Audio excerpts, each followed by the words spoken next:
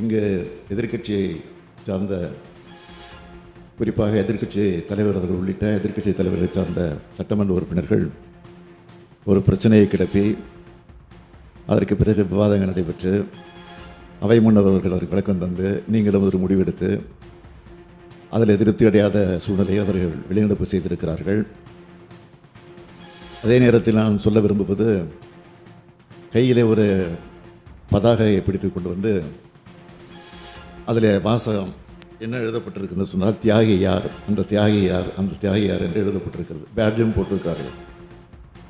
மறைந்த எம்ஜிஆர் அவர்களால் உருவாக்கப்பட்டு மறைந்த அம்மையார் ஜெயலலிதா அவர்களால் வளர்த்தெடுக்கப்பட்ட அதிமுகவை அதற்கு பிறகு பொறுப்பேற்ற இப்பொழுது எதிர்க்கட்சி தலைவராக இருக்கக்கூடியவர்கள் தாங்கள் சிக்கியிருக்கக்கூடிய பல்வேறு வழக்குகளிலிருந்து பல்வேறு பிரச்சனைகளிலிருந்து தப்பித்துக் கொள்வதற்காக போய் யாருடைய காலையில் போய் விழுந்தார்களோ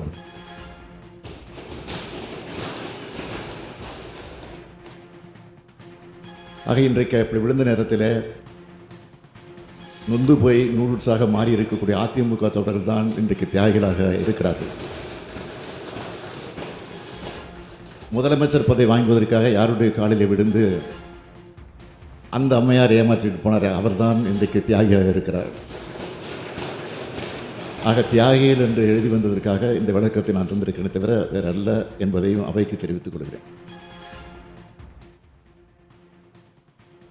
சட்டப்பேரவையில் அதிமுகவினர் அமளியில் ஈடுபட்டதன் காரணமாக இன்று ஒரு நாள் அவர்கள் சஸ்பெண்ட் செய்யப்பட்டிருக்கின்றனர்.